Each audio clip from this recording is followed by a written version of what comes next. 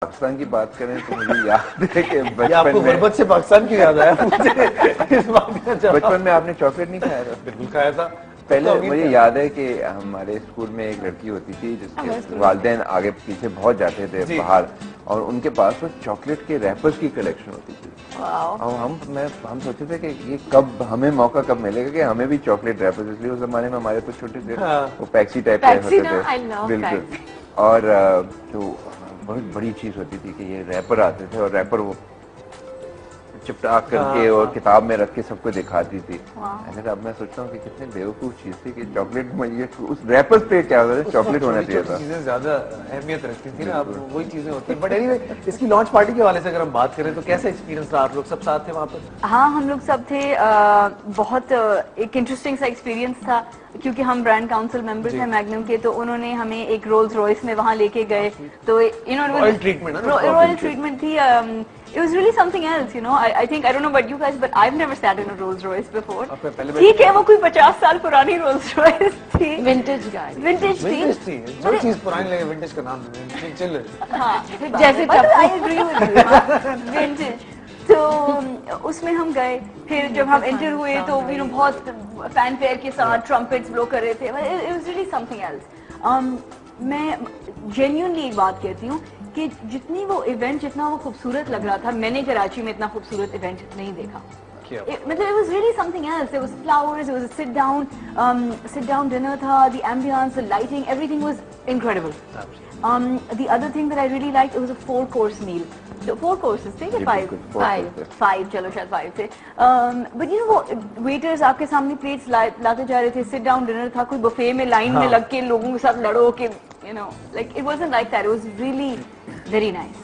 आपका कैसा एक्सपीरियंस था? म्यूजिक वगैरह भी था वहाँ पे? कुछ बहुत मजे का है, इसलिए हम अमूमन बहुत का रेड कार्पेट पे जाते हैं और उसमें ये धक्के वक्के होते हैं, और मैं तो कैमरे के इस तरफ होता हूँ, तो जब उस तरफ आता हूँ ना तो मुझे अच्छा लगता है, मजा आता है। प्रॉपर ट्रीटमेंट मिल रहा था ना बिल्कुल। और इधर तो बहुत ही रॉयल ट्रीटमेंट मिला था। उसके अलावा वो प्ले मुझे तो बहुत मजे का लगा, ये सारे मजे के पुराने गाने, और it was very well done. Elaborate, what play? You don't know. Of course I know. It was a play जो निदा भट्ट ने, It was called the Royal Redemption. Royal Redemption. क्या हुआ उसके अंदर ऐसा, क्या इंटरेस्टिंग था? उन्होंने वो उसको उन्होंने एक स्टोरी लाइन चॉकलेट पर रखकर उस तरह से पेश की थी, और उसमें नाजिया हसन के बहुत सारे गाने थे। अच्छा। It was really nice. Nostalgia and उस तरह से it was very well done. अच्छा, तब मुझे एक बात बताएं, आप जो अपने आप को इतना बूढ़ा तस्वुर भी करने लगे, तो अपने नाम के साथ विंटेज कब लगा रहे हैं? यही कह रहे थे, बहुत अपने आप को बड़ा है, इतने बड़े नहीं है ये। ऐसे कि तजुर्बे में असल में इतना वो ये ठहराव आ गया है ओवरऑल, है ना? ऐसा हुआ? मैंने नाजिया को लाइव देखा है। ओके, तुमने लाइव देखा? फिर तो सही है, फिर तो सही। मैंने भी नाजिया को लाइव देखा, मैं इतनी बुरी नहीं। मैंने नहीं देखा। एक कॉलर है हमारे साथ, उनसे बात करते हैं। अस्सलाम वालेकुम। Hello hello hello. Call drop हो गई। इतनी देर इंतजार करवाएंगे तो ऐसा ही होगा। अच्छा, क्या वजह थी ऐसी? किरण, सबसे पहले आपसे शुरू करूंगा कि मैग्नम के साथ एसोसिएट किया अपने आप को, आपने ब्रांड काउंसिल का हिस्सा बनी आप, क्यों? जब इन लोगों ने मुझे अप्रोच किया था तो ऑब्वियसली मैंने भी इनसे पूछा कि क्यों मैं क्यों। तो मैंने कहा कि मैग्नम जो है वो अपने आप को ऐसे लोगों के साथ एसोसिएट करना चाह रहा है जिनका काम एक फिनेस और एक तरीके से होता आ रहा है, ठीक है, सालों से। और जब उन्होंने मुझे ये बात समझाई, क्योंकि मैं एक ज्वेलरी डिजाइनर हूँ और एक रेप्यूटेशन बिल्ड कर ली है कि क्वालिटी और मेकिंग और जो finesse and all of that, तो फिर ऑफ कोर्स मैंने पूछा मेरे साथ और कौन होगा, और फिर उन्होंने जब टप्पू का नाम लिया, टप्पू और मैं तो साथ काम करते रहते हैं दूसरे प्रोजेक्ट्स पर, और फिर मदीहा, और इन सब का जो काम है ना वो एक तरह से इट्स बिन इन लोगों ने एक वो बेंचमार्क बनाया है जिसपे अब जिस तरह ये कह रहे हैं कि इतने सारे फोटोग्राफर्स हैं जो इनके कदमों पे चल पड़े हैं, और फिर ये फर्स्ट चॉकलेटियर हैं पाकिस्तान की, और एक तरह से ज्वेलरी डिजाइनर हमारे यहाँ अमीन गुल जी थे, उसके अलावा ये हैं, और ज्वेलरी डिजाइनर्स ज्वेलर्स बहुत सारे हैं, डिजाइनर्स इतने नहीं हैं। आई थिंक फीमेल्स में I would be one person जो शुरू में एक और फिर मेरे बाद I am sure will be lots. तो वो BC की बेल्जियन चॉकलेट की जो कोटिंग है वो आप हैं? हम लोग वो रॉयल कोटिंग वाली तो आप बताएं, जब आप खाते हैं जी मैग्नम खाते हैं, मुझे पता है आपको चॉकलेट अच्छा लगता है या अंदर का आइसक्रीम? मैं तो डिसाइड नहीं कर पाया हूँ। मुझे ये थोड़ा ट्रिकी क्वेश्चन है, आप सोच लें। आज मैग्नम वालों ने मुझे कहा है कि हम 1 साल का कोटा आपको देंगे डेली बेसिस पे, तो देन आई विल डिसाइड कर 6 महीने के अंदर मुझे पता के बाद आप यहाँ नहीं बैठे होंगे। वैसे आपको क्या लगता है किसी भी ब्रांड के साथ एसोसिएट करना अपने आप को, जाहिर सी बात है बहुत सारी चीजें स्टेक्स पर आ जाती हैं, आपकी अपना नाम, आपकी रेपुटेशन, तो क्या लगता है देखना चाहिए या बस जस्ट कोई भी चीज हो चलेगी? नहीं, I think it's very important to think, मतलब आपको बहुत सोच समझ के ये काम करना होता है। जब उन्होंने मुझे कॉल किया, मैं दुबई में थी और मैंने कहा कि हाँ ठीक है, ओके, यू नो आप कोई और आइसक्रीम तो नहीं खा रही थी उस वक्त? मैं कोई आइसक्रीम नहीं खा रही थी। रुक गई? No, okay. नहीं, मैंने एकदम मैंने कहा कि हाँ ओके, बट दिल में मैंने सोचा कि they want me to endorse कि इसकी जो चॉकलेट है वो बहुत अच्छी क्वालिटी की है, बट इज इट ठीक है। मुझे तो बचपन से मैग्नम बहुत पसंद है। हम छोटे होते थे, हमें दिन का 1 पाउंड मिलता था जब हम लंदन समर में जाते थे, और मुझे याद है मेरा 1 पाउंड वो मैग्नम पे चला जाता था। मुझे बचपन से पसंद है। But I thought, I now as a chocolatier, my reputation is on the line. I have to make sure कि इसकी भी चॉकलेट उस क्वालिटी की है। फिर मैंने रिसर्च की, इंटरनेट पे उसके इंग्रेडिएंट्स चेक किए, क्या ये जेन्युइन बेल्जियन चॉकलेट है, ठीक है, और अगर है इसकी कोका कंटेंट, ये सब चीजों को चेक करने के बाद ही मैंने उनको ओके किया। आप किसी भी ब्रांड के साथ अपने आप को नहीं एसोसिएट कर सकते। I think you would say the same thing ji. Right, आपको भी कोई कहेगा तो आप सोचेंगे कि do I believe in this chocolate myself, मुझे कोई क्या कहेगा। हमारे पास कॉलर है जी, उनसे बात करते हैं। अस्सलाम वालेकुम भाईजान, क्यों तुम लोगों ने मेरी टेक्निकल मसाइल इतने ज्यादा हो गए आज हमारे साथ? अच्छा जी, हम टप्पू से बात करते हैं। टप्पू, मुझे एक बात बताइएगा, अब जब हम देखते हैं कि मैग्नम इतनी ज्यादा सक्सेसफुल भी है, बहुत ज्यादा लोग पसंद करते हैं और बचपन से खाते आ रहे हैं, आपके टाइम पे थी? I don't know, मेरे दिमाग में इस वक्त यही पता नहीं क्यों चल रहा है उस वक्त। तो आज तक अब उसके साथ आप जुड़े हैं तो कैसा महसूस करें, जो चीज बचपन से खाते आ रहे हैं आज उसके brand ambassador direct? I think magnum का पहला जो एड था उसमें मेरी डिस्कवर्ड वाली मॉडल ने मॉडलिंग की थी। अच्छा। एंड नादिया हुसैन ने। क्या बात, तो मतलब काफी एसोसिएशन पुरानी है इस हवाले से, है ना? हाँ, आपने खुद तो नहीं किया उसमें काम? नहीं, बचपन से खाते आए हैं और जब उन्होंने मुझसे पूछा कि आप इसके साथ में हो तो मैं आई थिंक मेरा यूनिलीवर के साथ बहुत काम होता है, तो हमारी एसोसिएशन पहले से भी बनी हुई थी। और उसके अलावा आई थिंक इस रॉयल ब्रांड है और उन्होंने you feel royal when you ask, you feel nice when you ask. क्या मैसेज देना चाहेंगे क्या जाने से पहले लोगों को? नहीं, मुझे मैग्नम का आपको तो इतने सारे मैसेजेस दिए। पिछले एपिसोड वाला नहीं दूंगी। मैग्नम के हवाले से, किस हवाले से? जी, मैग्नम के हवाले से।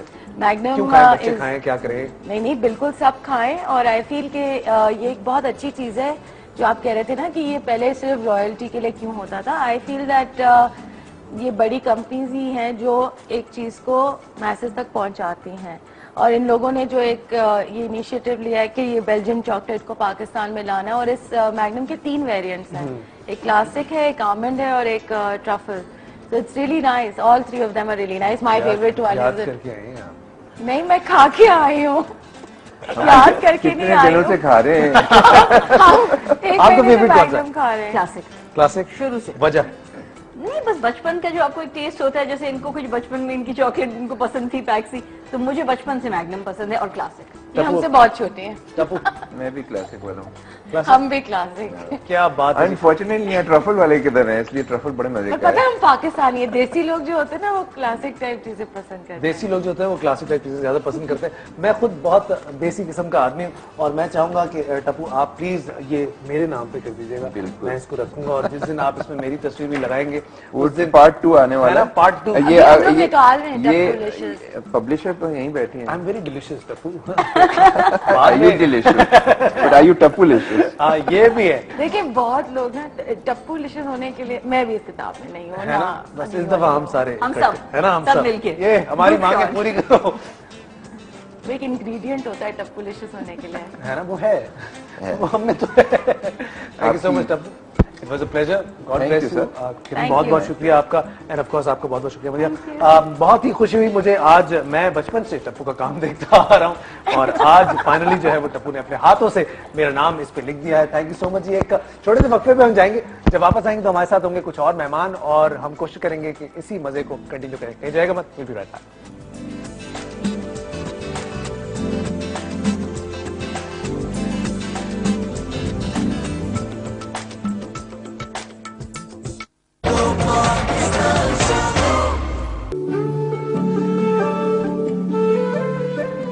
अस्सलाम जी, जागो में एक बार फिर खुशामदीद। और अचानक से आज ऑफ गार्ड पकड़ लिया गया हमें, कोई बात नहीं, हम वापस आ चुके हैं और हमारे साथ है बॉबी। इससे पहले कि मैं बातचीत का सिलसिला शुरू करूं, हमारे जो मेहमान हैं मैं आपको बताऊंगा कि वो कौन है। बड़ी इंटरेस्टिंग सी शख्सियत है और हमारी इंडस्ट्री के लिए बहुत अच्छा काम कर रहे हैं आजकल। इनफैक्ट अगर हम ये कहें कि नए लोगों में सबसे ज्यादा टैलेंटेड और काफी हद तक पोटेंशियल है इनमें, और आई होप कि आगे और जाए और बहुत बेहतर काम करें। उनका मैं नाम अभी आपको नहीं बताऊंगा क्योंकि बड़े मजे से उनके बारे में हम बात करेंगे। पहले बॉबी आप हमें गाना सुनाएंगे, उसके बाद फिर कोई बात होगी। तैयार है आप?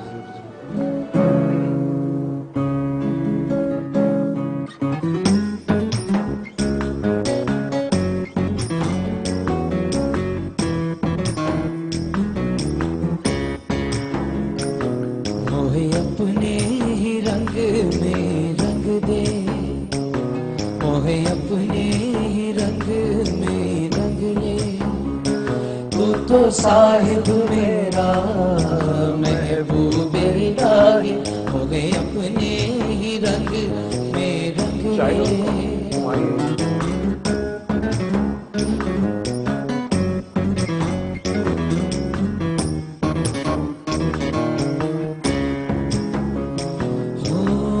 मोरी चुनरिया पिया की पगड़िया, वो तो दोनों बसंती रंग दे।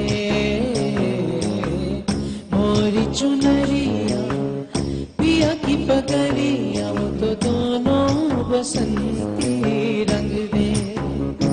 तू तो साहिब मेरा महबूब इलाही, हो गए अपने ही रंग में रंग ले, हो गए अपने ही रंग में रंग ले।